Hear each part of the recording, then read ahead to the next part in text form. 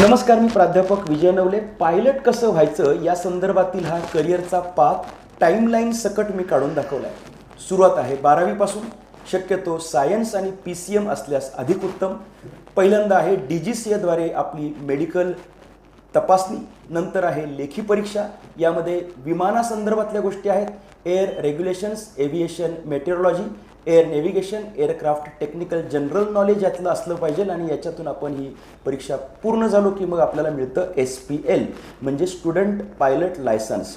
इथे आपल्याला अपेक्षित असतं की आपण आता या प्रशिक्षणाची सुरुवात करावी. इथे काय होणार आहे की विद्यार्थी प्रशिक्षकासोबत विमान उडवण्यास सुरुवात करतो. एकूण 40 ते 60 तासांचा फ्लाईंग अवर्सचा अनुभव या ठिकाणी आपल्याला मिळतो. यामध्ये ड्युएल फ्लाईंग म्हणजेच आपल्या सहाय्यकांसोबत म्हणजे इन्स्ट्रक्टरसोबत असलेलं फ्लाईंग, मग solo flying, cross country flying याचा अनुभव इथे मिळतो. साधारणतः 17 वर्ष किमान वय इथे आहे. हे मिळाल्यानंतर आपण सरकतो PPLकडे म्हणजेच प्रायव्हेट पायलट लायसन्सकडे. वैयक्तिकरित्या विमान उडवता येण्याची कॅपॅसिटी या ठिकाणी येते.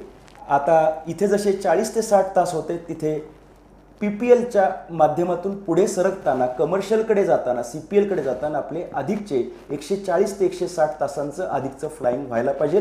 म्हणजे इथे येताना आपले टोटल 200 तासांचं फ्लाईंग होतं. याच्यामध्ये सोलो, क्रॉस कंट्री, नाईट, इन्स्ट्रुमेंटचा वापर करून, नेव्हिगेशनचा वापर करून असा त्याचा अर्थ होतो. सोबतच आपल्याला DGCAची मेडिकल टेस्ट पुन्हा एकदा आणि रिटर्न टेस्ट हे पूर्ण करावं लागेल. मग आपल्याला मिळेल कमर्शियल पायलट लायसन्स. इथे पुढे सरकत जातो आपण अधिक ॲडव्हान्स गोष्टींच्या ट्रेनिंगसाठी. 2 इंजिनांच्या विमानाचं जे प्रशिक्षण आहे ते मल्टी इंजिन रेटिंग, नंतर इन्स्ट्रुमेंट रेटिंग, नंतर टाईप रेटिंग म्हणजे खराब हवामानात देखील आपल्याला विमान चालवता आलं पाहिजे. उपकरणांच्या माध्यमातून आपल्याला ते चालवण्याची सवय असली पाहिजे. विशिष्ट प्रकारच्या विमानांसाठीचं आपलं प्रशिक्षण व्हायला पाहिजे. आणि हे झाल्यानंतर मग आपण एअरलाईन पायलट बनतो आणि आपण आता या प्रोफेशनमध्ये एंट्री करतो. तर या पद्धतीने आपण पायलट कसं व्हायचं हे पाहू शकतो आणि आपला निर्णय घेऊ शकतो. अर्थातच कुटुंबाचं याच्यामध्ये सहकार्य असल्याची गरज आहे, कारण या प्रशिक्षणाचा एक खर्च असतो ते देखील खूप मोठा असतो. आणि म्हणून पायलट बनण्याचं असेल तर प्रोसेस काय हे मी या ठिकाणी करिअर पाथच्या माध्यमातून सांगितलं.